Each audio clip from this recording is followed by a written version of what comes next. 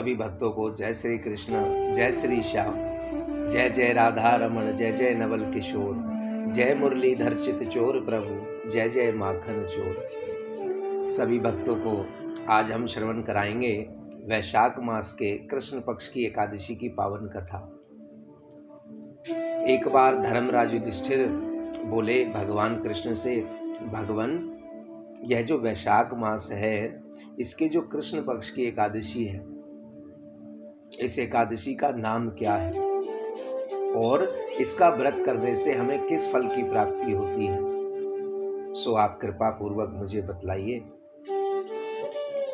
भगवान कहने लगे, राजेश्वर युधिष्ठिर, यह जो वैशाख मास के कृष्ण पक्ष की एकादशी है ना, इसको करने से मनुष्य के समस्त पाप नष्ट हो जाते हैं और अंत में मनुष्य स्वर्ग लोक को जाता है।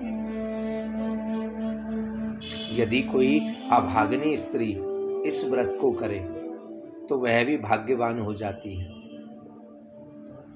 ऐसा फल इस एकादशी का है और इस एकादशी के व्रत को करने से 1,000,000 गोदान फल प्राप्त होता है और यानी आप तपस्या भी करें ना 10,000,000 वर्ष, तो उसका भी फल आपको इस एकादशी के व्रत से मिल जाता है। तो भक्तों, यह एकादशी कितनी पावन है, तो इसका व्रत हमें आपको अवश्य करना चाहिए। कहते हैं ना कि घोड़े के दान से बड़ा हाथी का दान होता है और हाथी के दान से भूमि का दान बड़ा होता है और भूमि के दान से तिल का दान बड़ा होता है और तिल के दान से स्वर्ण का दान बड़ा होता है और स्वर्ण के दान से भी सबसे बड़ा जो दान है वह अन्न दान है, जिसको करने से देवता, मनुष्य, पितृ सब तृप्त हो जाते हैं। आप विचार करें कि जब हम अन्न का भोग देवता को लगाते हैं तो हमारे मन में ऐसा भाव होता है कि भगवान ने हमारा भोग स्वीकार किया। यदि हम पितरों के निमित्त भी यदि कुछ करते हैं तो भी हम ब्राह्मण को बना हुआ भोजन या कच्चा भोजन हम उनको देते हैं, जिसमें आटा, चावल, चीनी, दाल सब कुछ होता है।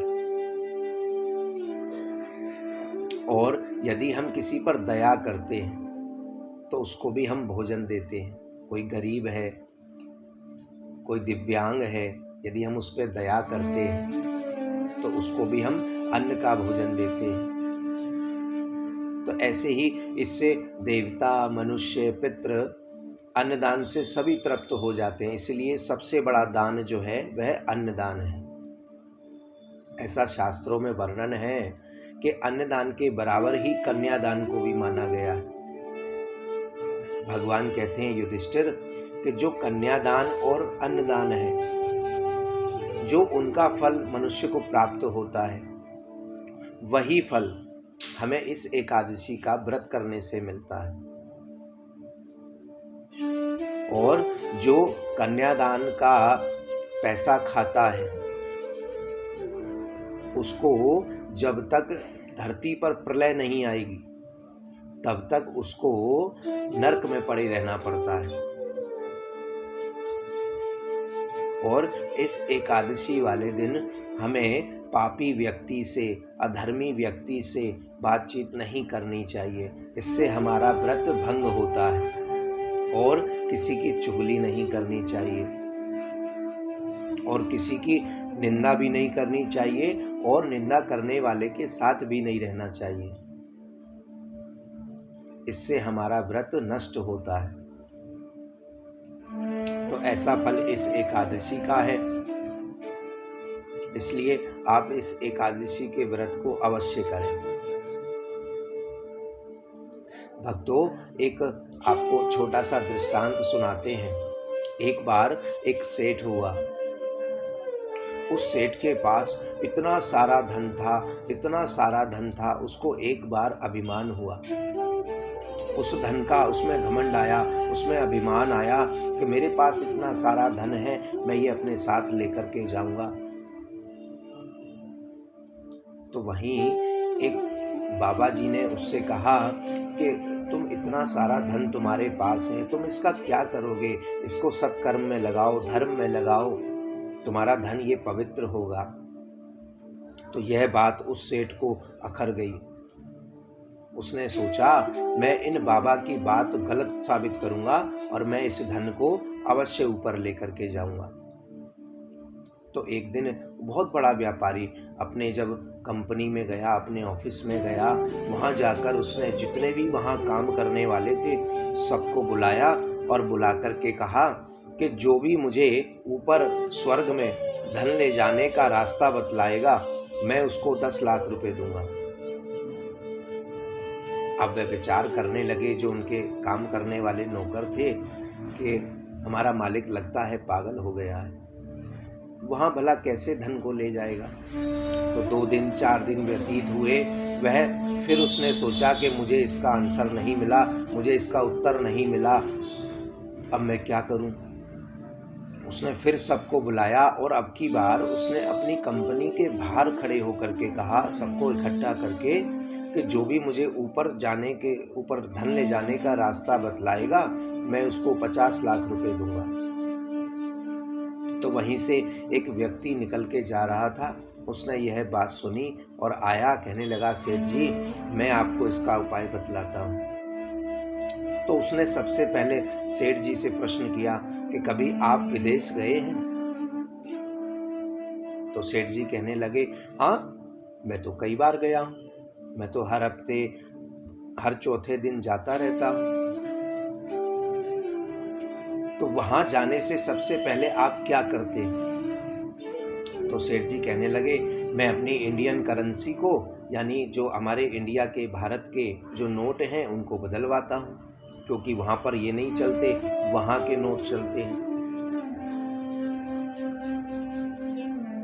तो वह अन्य आदमी कहने लगा कि सेठ जी मैं आपसे यही कहलवाना चाहता हूँ कि जब आप विदेश जाते हैं तो वहाँ की करेंसी बदलते हैं, ऐसे ही स्वर्ग जो है ना, स्वर्ग में यहाँ की करेंसी नहीं चलती, वहाँ सिर्फ एक करेंसी चलती है। सेठ जी कहने लगे, क्या? बोले पुण्य की करेंसी, यानी जो आपका पुण्य है और जो आपका सत्कर्म है वहाँ पे केवल वो चलता है। इसलिए यदि आप इस धन को वहाँ ले जाना चाहते हैं ना, तो इस धन से यहाँ पर सत्कर्म करें, दान करें, धर्म करें, पुण्य करें, अपने हाथों से स्वयं करें, तो आप इस करेंसी को कन्वर्ट करके आप वहाँ ले जा सकते हैं, और वहाँ केवल पुण्य की करेंसी चलती है। तो सेठ को समझ में आ गया। उसी दिन से सेठ ने अपनी जो कमाई थी उसमें से 80-85% धन दान में, धर्म में, सत्कर्म में लगाना शुरू कर दिया, और उसका जीवन और भी खुशहाल हो गया। तो ऐसी प्रेरणा आप भी लीजिए।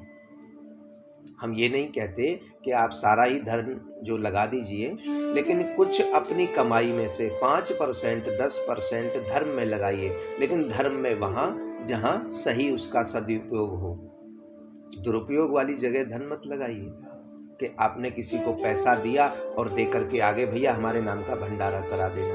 अब वो कर रहा है नहीं कर रहा है, इससे अच्छा है आप करिए, या वहाँ आप सेवा करिए, वहाँ जाकर घंटे आधा घंटे प्रसाद वितरण करवाइए, या किसी गरीब असहाय को जिसको ज़रूरत है उसको वस्त्र दिलाइए, उसको चप्पल जूते दिलाइए, उसकी ज़रूरत को समझें, ऐसा भाव। तो ऐसे आप सत्कर्म करें, धर्म करें और पुण्य कमाएं, क्योंकि वहाँ यही चलने वाला है। नोट और आपका अभिमान ये सब नहीं चलने वाला है। इस एकादशी में ऐसा वर्णन है कि पाप करने वाला, गलत संगति में पड़ने वाला, निंदा करने वाला, संत महापुरुषों की निंदा करने वाला, प्रलय के अंत तक नरक में पड़ा रहता है। संग करें अच्छे का। अंत में ऐसा भाव इस एकादशी का, आप इस व्रत को अवश्य करें और पुण्य के भागी बने। अंत में हम आपसे यही कहेंगे, इस व्रत को करके आप अपने स्वर्ग का मार्ग खोलिए। और वैसे तो वैष्णव को और सभी को यह व्रत हर एकादशी का व्रत करना चाहिए। हर एकादशी हमें कुछ ना कुछ लाभ ही देती है।